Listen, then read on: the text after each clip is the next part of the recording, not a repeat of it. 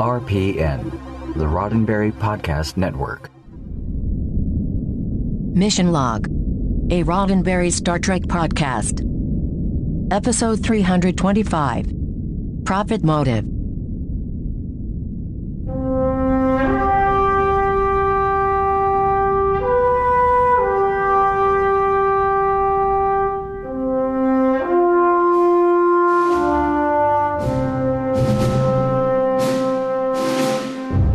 Welcome into Mission Log, a Roddenberry Star Trek podcast. I'm Ken Ray. And I'm John Champion. Each week on Mission Log, we watch an episode of Star Trek.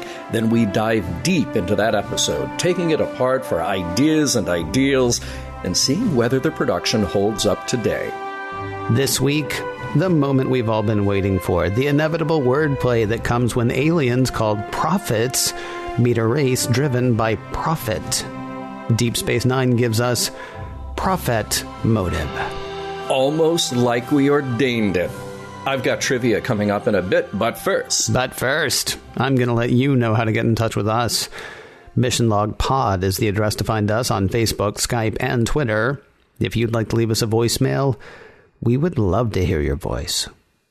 323-522-5641 is the phone number to call, 323-522-5641. Our email address is missionlog@roddenberry.com. Our show website, including discovered documents, is at missionlogpodcast.com. And please do remember, we may use your comments on an upcoming episode of Mission Log. You know, we write the intro to the show, and this part here, we just kind of wing it. Mm-hmm. I am so wishing that we had written a series of rhyming things for right here. Oh, yeah. See, this is Wallace Shawn's third time here. Yeah. And Sean, I hate for this transition to be a yawn. It's really the best I could do on that kind of notice, unfortunately, because, I don't know if you'll talk about the fact that he was Venzini or if we already have. But you've got tons of other... What am I doing horning in? You've got trivia stuff to talk about, John. Please, why don't you do that? Trivia for this week's episode, Profit Motive. The original idea for the story is from William N. Stape. Now, he doesn't actually get a credit here, though he did contribute some story material that was used. It's kind of like he did for the TNG episode Homeward, though he did get an end credit on that show.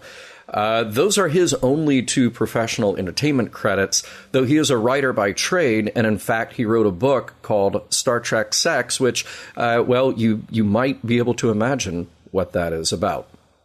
So the story credit and teleplay credit here goes to Ira Stephenbear and Robert Hewitt Wolf. Again, two veteran DS9 writer-producers really taking the helm on this one. And we actually owe a good deal of the character story here to Ira, as he was recycling one of his old scripts. He had written a spec script for the TV series Taxi. You know it, of course, starring Judd Hirsch, Danny DeVito, Mary Lou Henner, Andy Kaufman. Okay, so the Danny DeVito character, Louis, was, one might say, a bit of a lech. And in Ira's script, we were going to meet Louis' uncle, who was just as bad, if not worse. In fact, idolized by Louis because of that. But the uncle had seen the error in his ways and cleaned up his act, much to Louis' horror. The script was never bought, but the idea stuck in Ira's mind, and here he got to use a similar premise for the Ferengi. Not bad. Can I do something really quickly?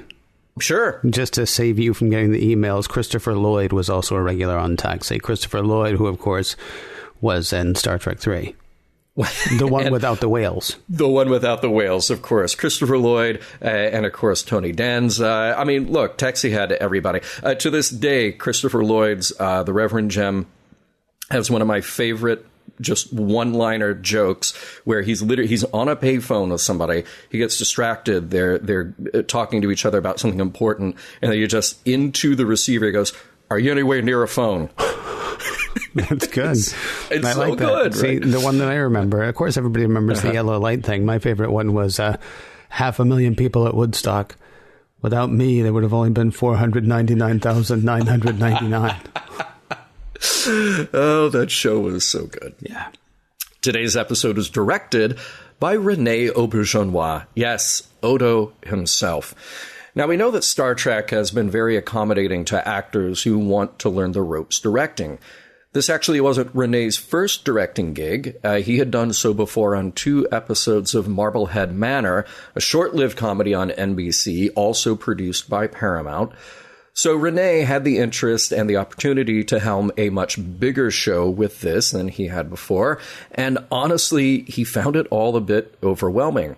Directing was not his true calling, as it turned out, since there's a lot of decisions to be made and attention needed. It didn't stop him, though. This might be his first DS9, but he actually goes on to direct 7 more episodes. Now, as usual, our friend Terry J. Erdman's book, The Deep Space Nine Companion, has some terrific behind-the-scenes notes. There is a technical detail here that I love, in which René and the director of photography, Jonathan West, wanted to recreate the same style when shooting the wormhole aliens, just like we saw in the pilot episode Emissary. They were able to do that by messing with the exposure, but they took it a step further by shooting the same scenes in focus and out of focus, and then layering the 2 shots together to give us that dreamy, otherworldly look. Let's talk about guest stars. Now, Ken, of course, we had already talked about the biggest returning guest star here, Wally Shawn playing Grand Nagus Zek, and then you got Tiny Ron as Mehar Du. Ken, this is your opportunity to give a reference to Wally Shawn, do a funny voice, whatever you like, because we're just going to move on from here. I'm okay, although I will say I'm hoping, because he's back like once a season. I'm hoping that season 4's appearance, whichever one of them just needs to be My Dinner with Zek. That would be awesome. I'd love that, yeah. Yeah. All right, in this episode, we also get to meet Emmy, played by Juliana Donald. A different character, but we did see Juliana before in the TNG episode A Matter of Perspective, and she later did a voice in that Borg computer game that I still don't know how to play to this day. You may recall that she was one of the star humans, though, in The Muppets Take Manhattan, among her many other roles. And then, I kid you not, there is a role credited here as Medical Big Shot, played by Bennett Guillory. Now, this may be a pretty small role in the context of the episode, but Bennett has had a long career and some interesting credits to his name. He's done everything from sitcoms to soap operas and other sci-fi, including Babylon 5, and voice work for the Star Wars Jedi Knight Dark Forces 2 video game. His background, though, is primarily in live theater, in which he has been an actor, a producer, and a director. In the early 1970s, Bennett and his best friend Danny Glover formed the Roby Theater Company, named after Paul Robeson, a fascinating figure in entertainment and political history. As of our recording, Bennett and Danny Glover are working on a documentary about their theater called The Robeson Effect.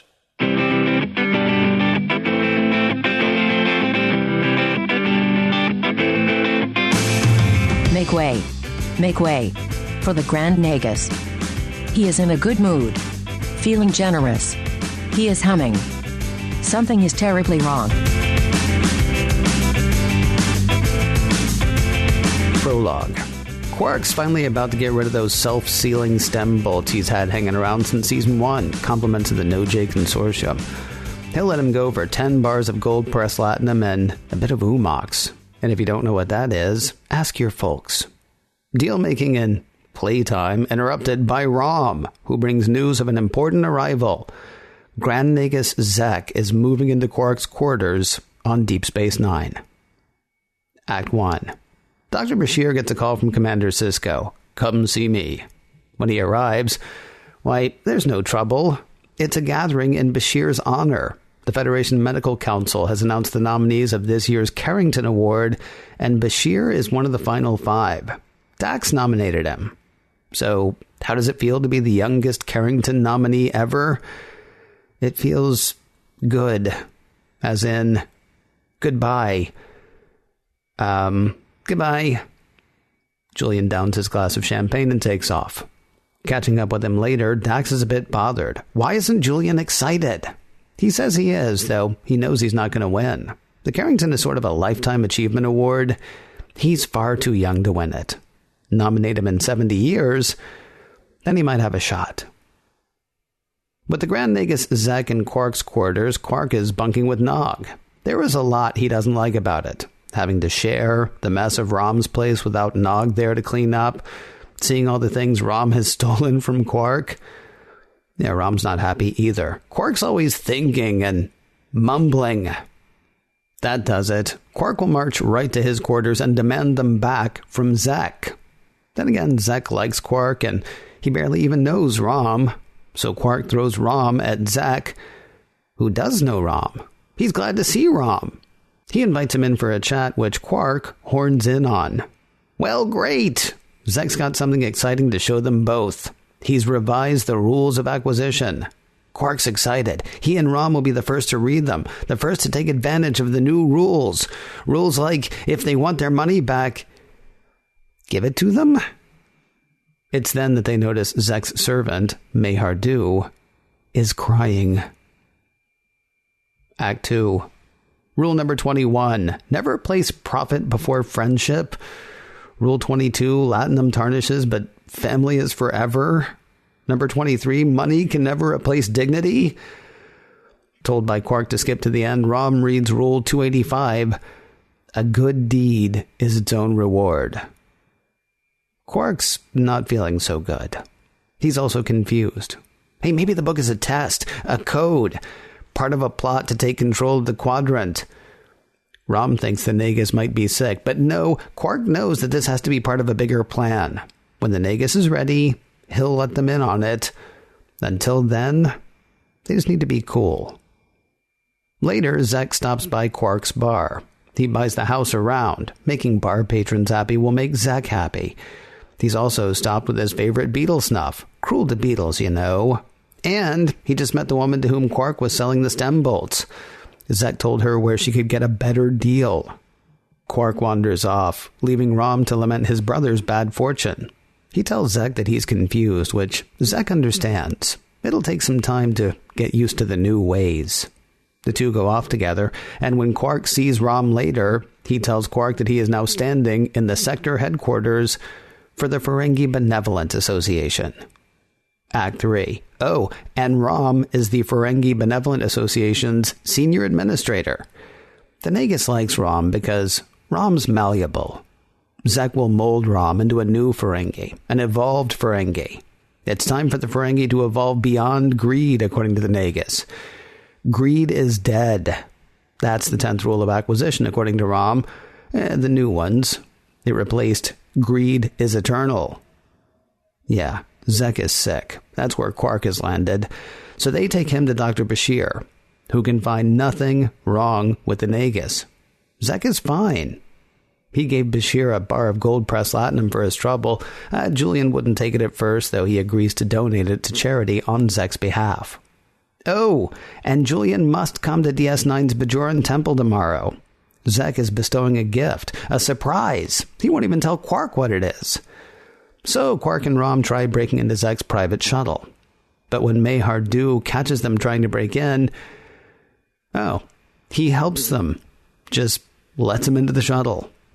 And there's the gift, one of the missing Bajoran orbs of the prophets. Act 4. Well, that explains it. The new rules, the new Zek. Quark's not sure how it explains it, but he's sure it does. Rom wants to break into the box to make sure it actually has an orb.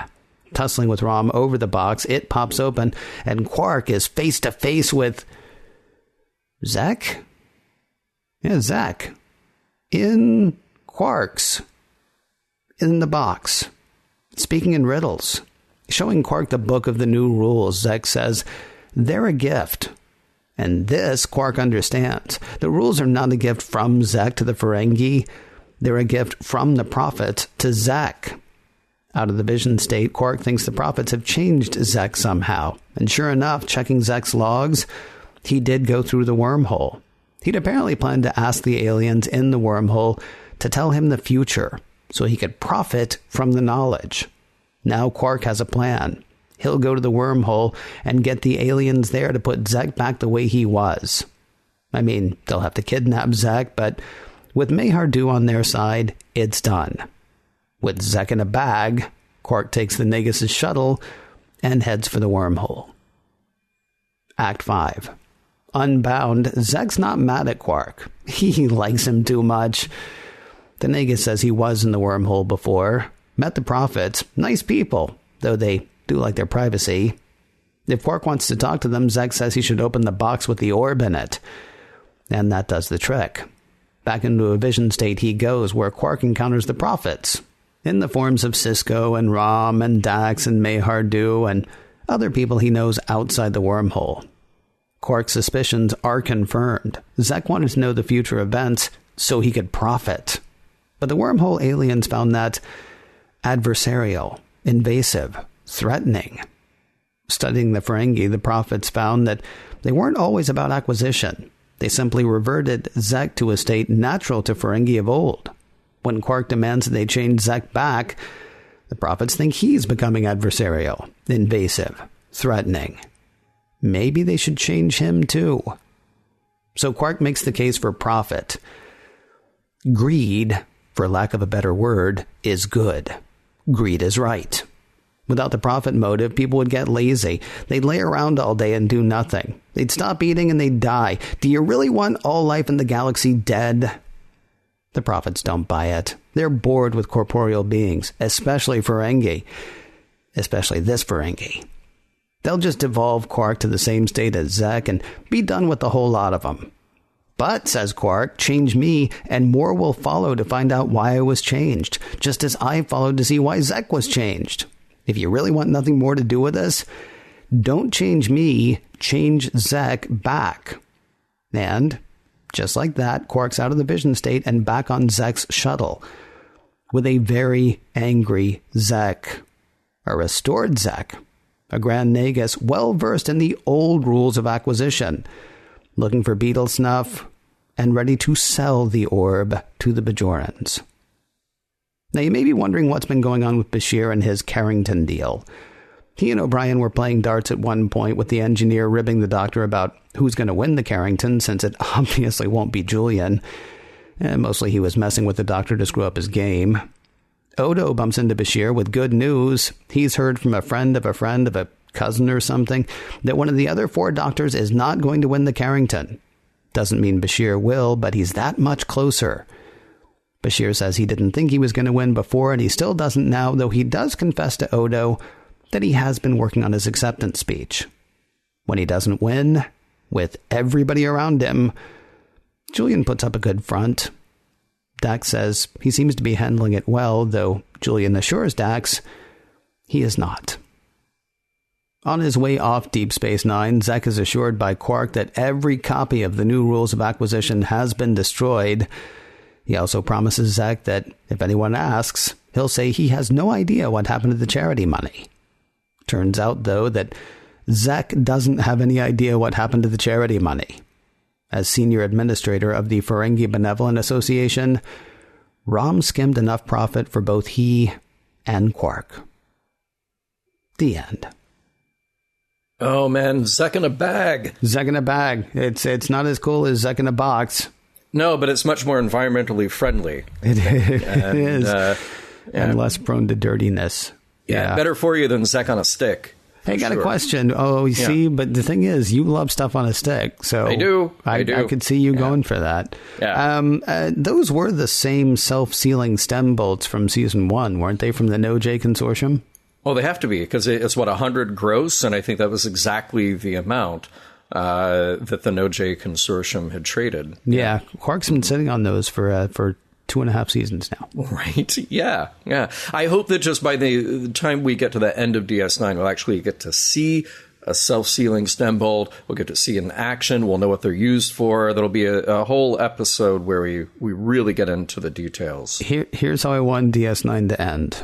In fact, this would have been a good launch for season 8 for that documentary they made. It just starts with Morn sitting on just a stack of those boxes. Yeah, on some planet someplace. From there, will he build his empire, using his incredible skills of oration. Yeah, I like that. This is a great one. And so not only do we have those, but we also have reference to the reverse ratcheting routing planers, which is great because now they're just having fun with words. And I love that. And it just made me think, it says sprocket, not socket. That's for you, Ken, and that's for the 8 people in our audience who will get that. Remind me, were those plumbers listening to today's show? Okay. Yeah. Hey, if we were to make it to the 24th century, would we automatically get a mute manservant? Because I'm wondering if that's just a common thing in the future. Yeah, see, here's the thing. I think you're bumping up with one of the hardships of production, one of the realities of TV production. It is, as they say in Rule of Acquisition 135, spend money on sets, not on extras. Oh, yeah. I'm guessing that's it. Although I do have a question, actually. And do you know this? Did you come across this in your trivia? In the, sort of part where Quark is actually talking to the Wormholians, Mayhardu opens his mouth and speaks, but it's not Mayhardu, it's one of the prophets. Is that Tiny Ron, or did they dub in somebody else's voice? I'm told that is Tiny Ron. Really? My understanding is that is Tiny Ron. So they had to pay him money. Then why didn't they have him talk this episode? Yeah, but I guess that was a thing that he doesn't talk. Really? Yeah. So why didn't Mr. Hom, Mr. Hom, Mr. Huh? Why didn't Loxana's manservant talk then? You're saying this is just a thing in the 24th century. That's what I'm saying. I'm saying that, just tall guys in the 24th century. Because in the 23rd century they could talk, right? Because Lurch was talking during What Are Little Girls Made Of, wasn't he? Oh, wait, he did, yeah. I believe he did, anyway. Yeah. Yeah, it's been too long since we watched that. Maybe we have to go back and watch it again. I don't know. Yeah. We have some food here. Well, we have a drink. We have a few drinks, but the one that I wanted to point out was millipede juice, hold the shells. Sounds terrible. Looks like lemonade, though. Sounds terrible, but, with the shells, it's 1,000 times worse. Oh, okay. It's pulpy. I wondered if they had that on the menu at Star Trek The Experience. I have a menu around here somewhere, I think, and I don't think that was on it, I would say this whole thing about Bashir being the nominee for the Carrington Award, of course he should be a nominee, and he should probably win. Don't all those people back at Starfleet know that he brought a dead guy back to life? Did anybody read that report? Or do they just sort of, brush that one under the carpet? Well, I mean, here's the thing, though. When he says, Quark, if you don't get out of here, I'll perform more tests on you. It's possible that he was actually going to win the Carrington Award until the people back at Starfleet Medical read that report. They saw that. Like, he's threatening somebody on the station with unnecessary medical procedures. He's not ready. He's not ready for the Carrington, I don't think. No. Yeah. That's why it's a lifetime of work. Yep. Yeah. I was wondering when the Grand Nagus moved in to Quark's quarters, not Quark's bar, why did Quark have to move in with Rom? Why is it so hard to find quarters on DS9? They have tons of free space. Also, Quark's got holosuites. He could literally just have a recreation of his own quarters in the holosuite. Or it could be a Hilton, or whatever he wants. Well, we've talked about that before. You can't use the holosuite for that. Because anytime that somebody's using the holosuite for free, somebody's not making money on the holosuite. Yeah, that's true. But yeah, I don't understand. I mean, there's a whole habitat ring. Why? I mean, and they're big because you've seen, like, if the middle of DS9 was hollowed out, you could fly 2 Enterprise Ds side by side through it. Mm-hmm. And so there's a whole ring around that's full of, like, places for people to stay. And there's only 300 people living on Deep Space Nine. You'd think they could have found him another room. Or, fine, he gets the cherry quarters that are, Quark's, and then Quark just gets some other room. Although, well, we'll come back to that. Honestly, that scene with Rom is great. But it is great. We can come back to that later. But, I mean, that's the real reason, of course, that he had to bunk with his brother so that we could get that camera time. Of course. A total odd couple moment. Yeah. When, speaking of the odd couple, when O'Brien and Bashir are playing darts, very important question. Does this qualify as space darts? I mean, because the darts are pretty conventional. The board is pretty conventional. But it's got lights and a little beep. And I need to think about it more. I need to really consider it. I'm not sure if just the addition of lights and a little beep actually take you all the way from darts to space darts. See, I was wondering, and we actually know people that we could ask, I suppose. I was wondering about the mechanics of that whole thing. Because, I mean, unless both Alexander Siddig and Colmini are excellent at darts. Yeah. If they play darts like I play darts, there's almost no telling where that's going to hit the board. Exactly. And yet, they would hit 12 and 12 would light up. And then they hit 9 and 9 would light up. And I was trying to figure out, is that like an actual thing that I could buy someplace that would do that automatically? Or is there somebody sitting over on the side, like, they hit a 12. I need to really quickly hit 12. Or, are they just both really good at darts? Yeah, I wondered that too. It was... Because they did manage to hit the board and miss. Mm-hmm. Which is almost as difficult, I think, as hitting the board and hitting. Yeah. Because it didn't go into the side and stick there. Lord knows I had a dartboard that had a million of those. Oh, yeah. They were just able to bounce it off the side. Or were there professional dart players there? I think maybe that's what you have to do. You have to bring in a pro. Bring in a ringer. Do a cut. Yeah. Yeah. Exactly. All right. And can we just talk here at the end about the awards ceremony? Because the reveal, that it cracks me up. Like, I knew we had to get to a point where we find out who won, and I was pretty sure from the beginning that Bashir would not win. But when we actually do the reveal, and there's so many people in the wardroom, and it's literally just a guy with a gray background on a monitor, and there's no build-up, just the nominees are, and the winner is. And, like, who would be tuned into that? There's a broadcast on the subspace everywhere. There's no band. There's no comedian. There's no shots of the audience. There's no acceptance speech. There's no acceptance speech. It's so thoroughly contrived as the most boiled down way possible to convey this on TV. And it really made me sad that there was no Rob Lowe singing Proud Mary with Snow White.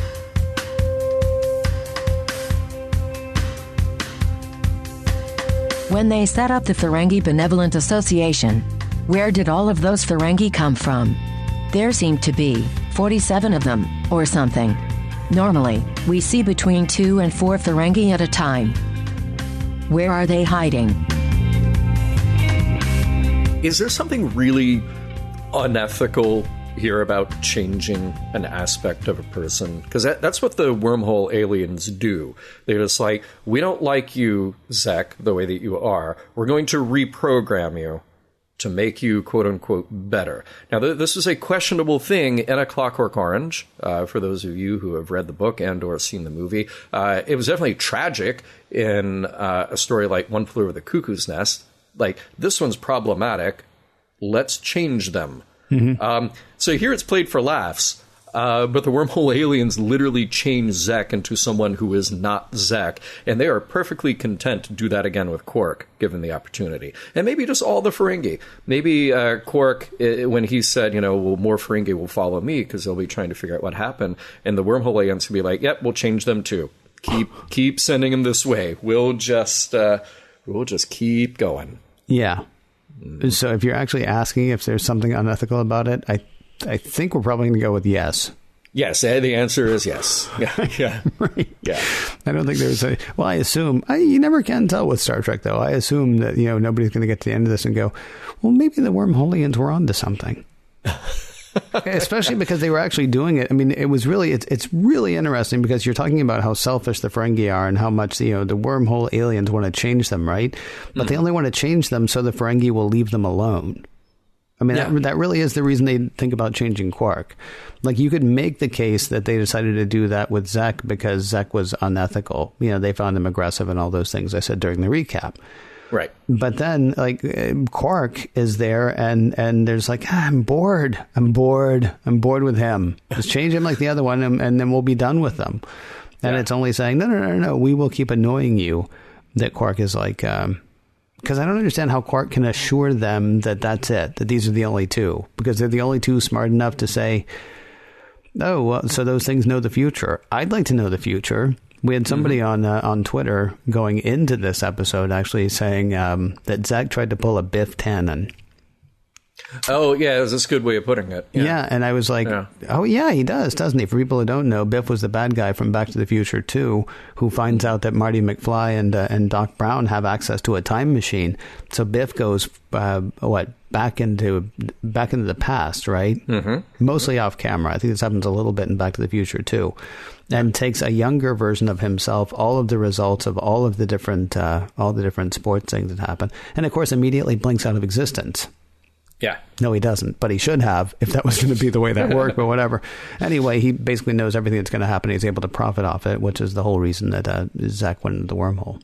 Yeah. He's got the sports almanac, and he can show his younger self how to be rich and successful. But, yes. Yeah. So I don't know. It would look at the wormhole aliens, go, okay, well, this is a defensive measure, but they literally just reprogram a person who has autonomy to be something else. Yeah. You know? Well, it's fine, John, because it's just funny comedy jokes. It is funny comedy jokes.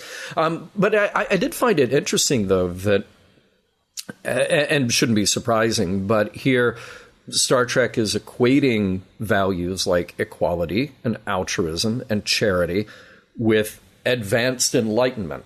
You know, the wormhole aliens are these advanced, super advanced aliens who can see the past, present, and future. And when they change Zek for the quote-unquote better, in this case, better means that suddenly he is awakened, he is enlightened, and he's like, yeah, we should be giving away our riches, and we shouldn't be swindling people. And so none of this should be a huge shock when it comes to Star Trek or Star Trek's position. But what I found interesting, though, is then I kind of wondered if the show, the episode here, wants us to side with Quark in his plea for capitalism. Like, I was really glad that you quoted Gordon Gekko in your recap. Greed is good. Yeah. Because, yes, part of it is the simply negotiating with the wormhole aliens. Look, leave us alone because, well, first of all, you'll wipe out life. Okay, maybe not. But the wormhole aliens, again, they can see everything. You know, they know the past, present, and the future.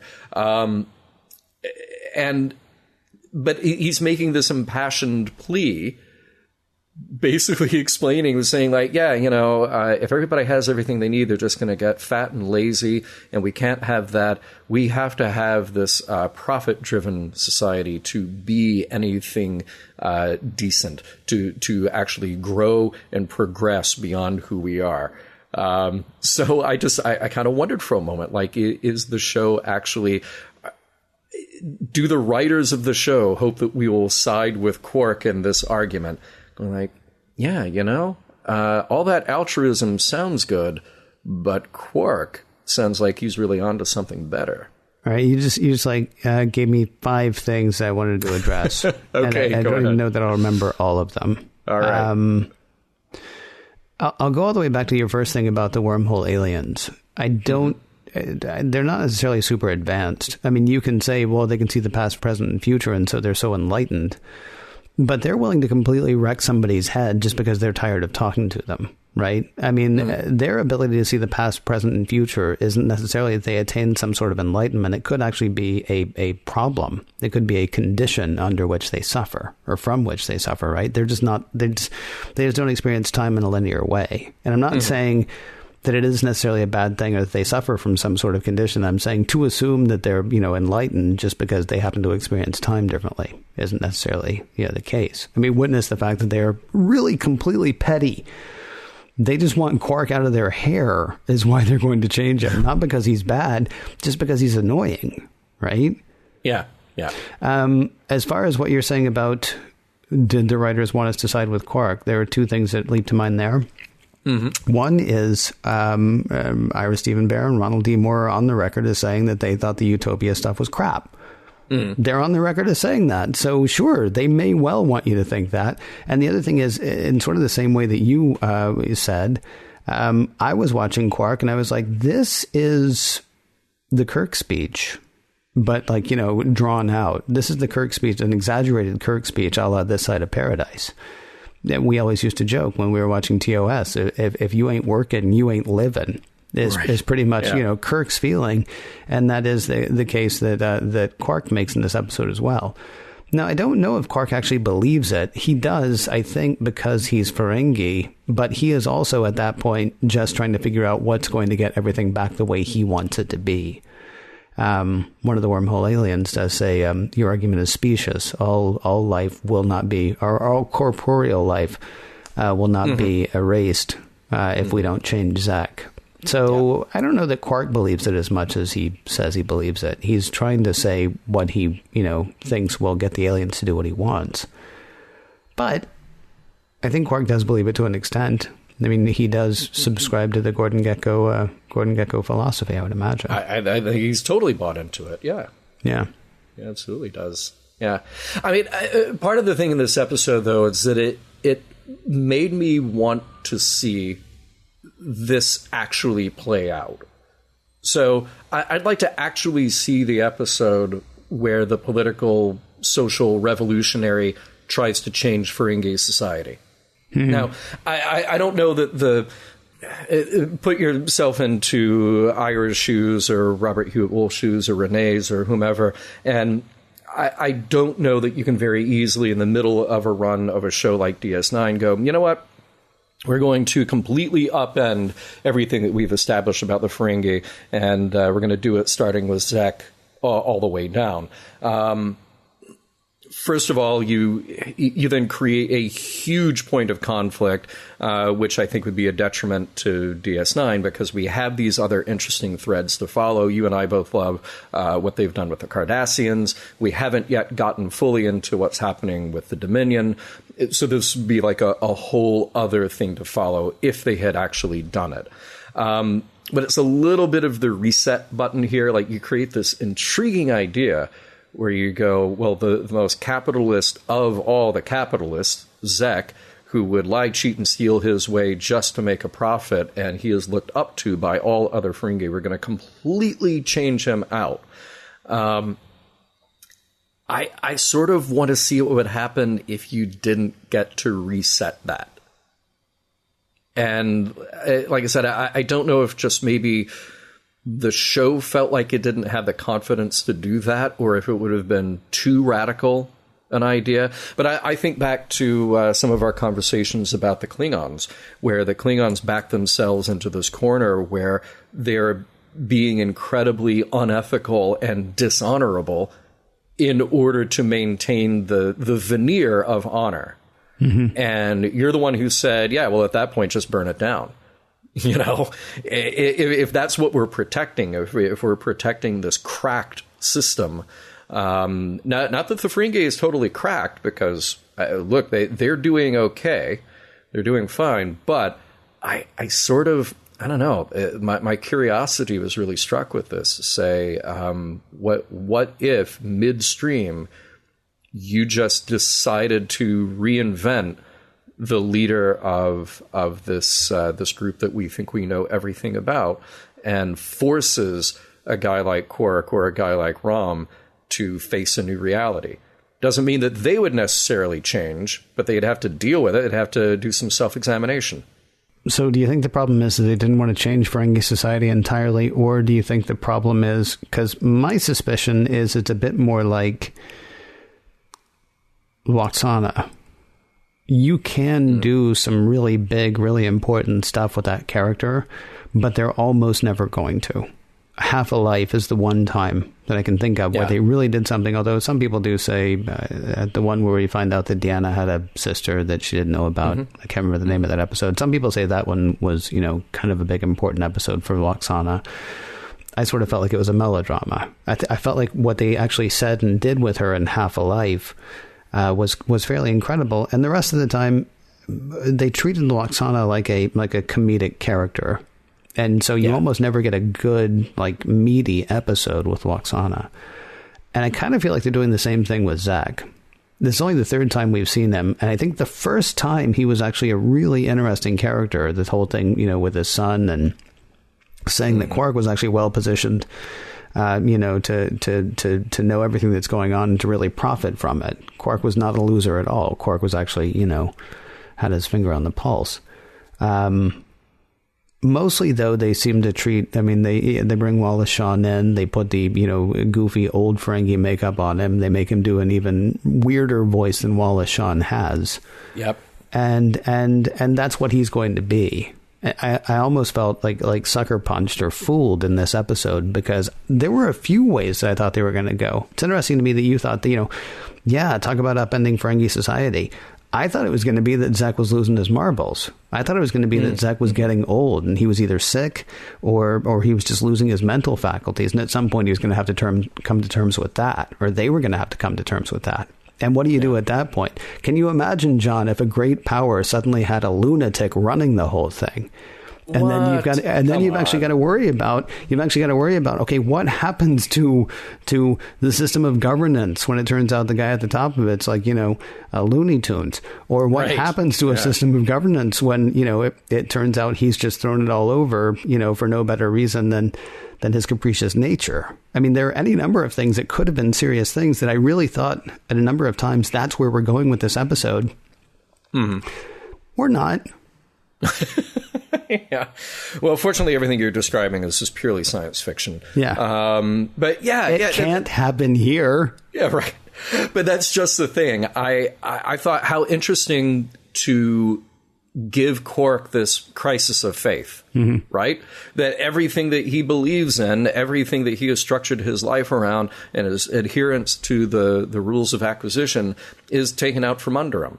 And then you have to go forward and, well, Quark is Quark, and maybe he's still that same kind of shady guy, but he's also trying to adapt to what's happening back on the Ferengi homeworld with the new Zek. But we get a reset here at the end.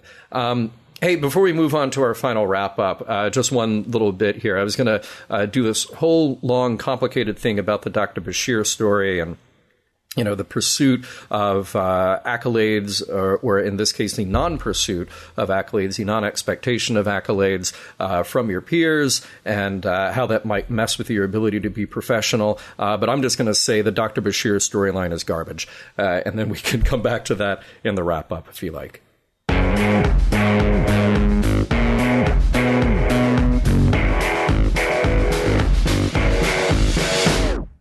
The worst part about all of those extra Ferengi, to keep Zek's secret, each and every one of them will have to be killed.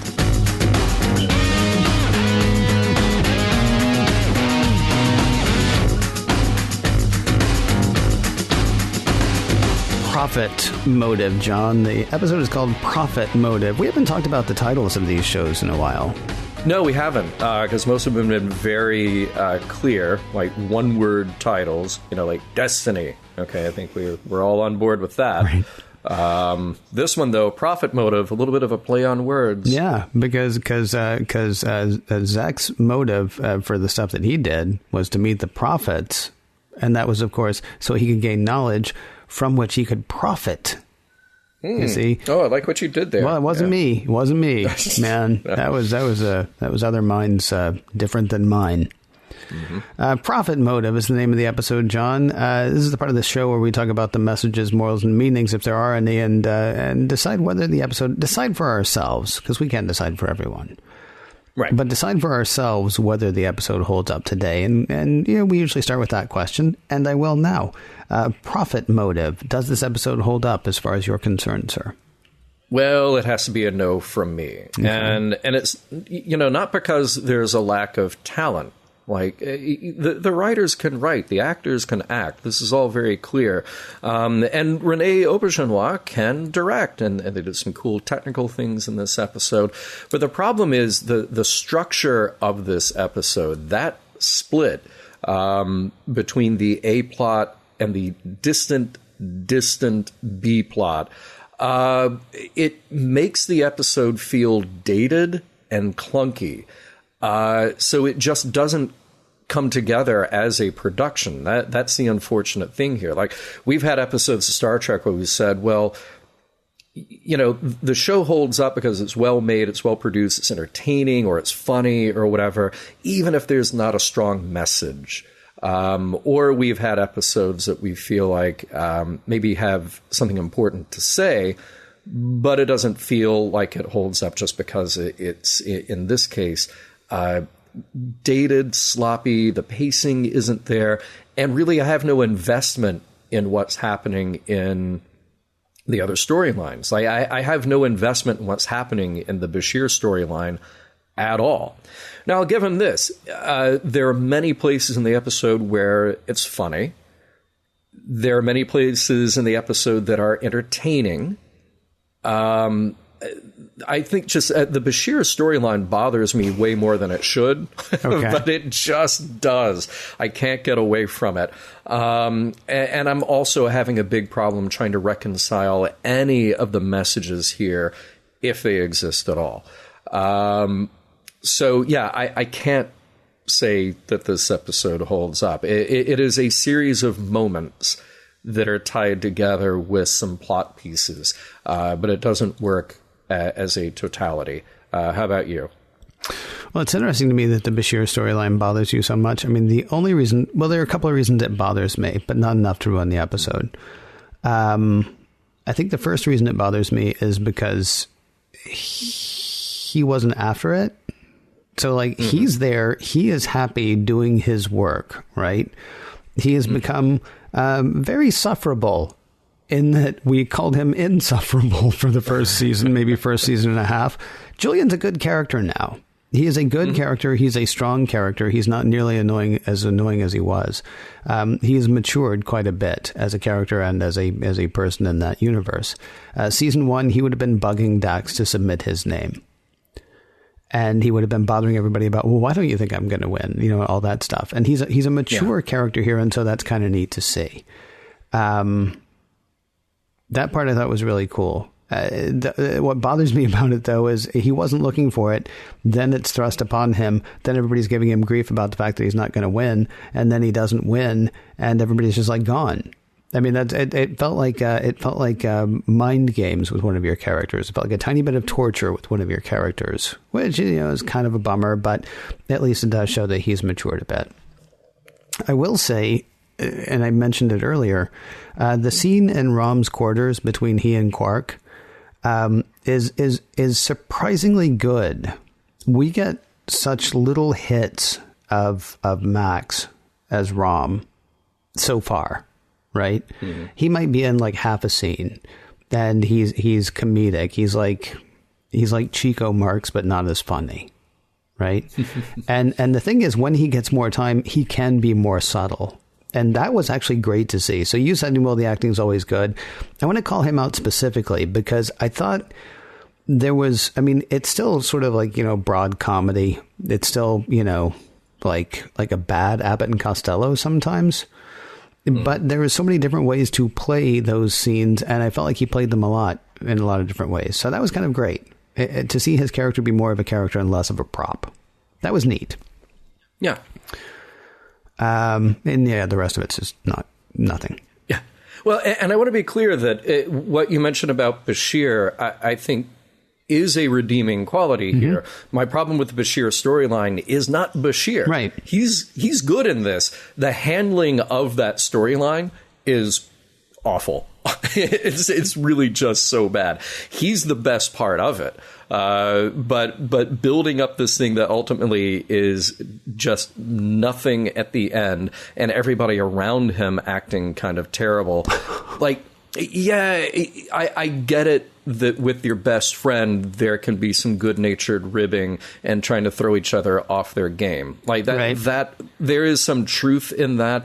But when you compound that with everybody else, it just should not have been in there at all. Yeah. Any lessons, any messages?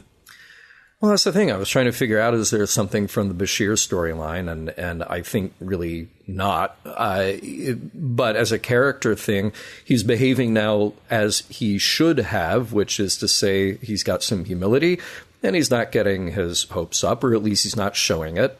Cute that he's writing his acceptance speech. This is everyone else around him acting weird and unprofessional. Is there a lesson from the Quark story? Well, I wish that there were, but unfortunately it's just a reset. We start to explore this really radical idea. What would happen if you have this revolutionary idea that changes the structure, the core belief of the society, but then we go, oh, no, he's sick, and we can fix him, so we're going to fix him. Let's go back to where we were. So there were some missed opportunities for ideas to explore here, which is too bad. Anything that I'm missing? Anything that you pulled out of this? No, I'm pretty much the same place that you were on it. I mean, I was really, again, like I said last segment, so why repeat it? But I'm going to anyway because you asked me to say something. The fact, I mean, you thought they were going to go to, wow, what if you completely upend the society? I thought they were going to deal with, somebody who was in their prime, especially because Quark has such reverence for Zek. That was the one thing, right? Like, Zek can't be sick. There's nothing wrong with Zek. There must be something wrong with everything else because Zek is Zek, And then once we find out that Zek is sick, I really thought we were going to have to deal with that. But, I mean, the way they're going to deal with it is, we're going to fix it. Then they fix it, and now everything is just the way it was before, and there's no memory of it. And no, they seem to, actually plant their flag firmly in the ground of, nope. No learning here, no message, no moral. We're right back to where we started. It's almost like you didn't even have to watch the episode. Mission Log is produced by Roddenberry Entertainment. Executive producer, Rod Roddenberry. You can find out more at the Roddenberry Podcast Network. That's podcast.roddenberry.com. Well, over there you will find not just Mission Log and Mission Log Live, but Women at Warp, Priority One, The Trek Files, your daily Star Trek news, and Shabam. Shabam. If you'd like to support Mission Log directly, well, that would be awfully kind of you, and you can do so at patreon.com/Mission Log. For more Star Trek news and discussion, be sure to visit trekmovie.com. On the next Mission Log, Visionary.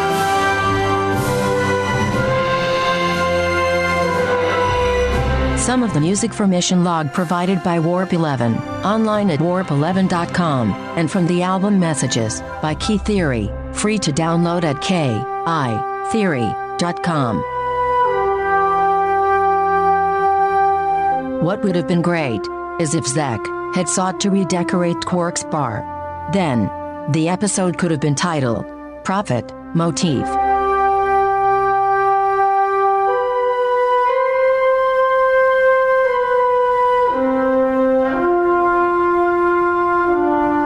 End transmission.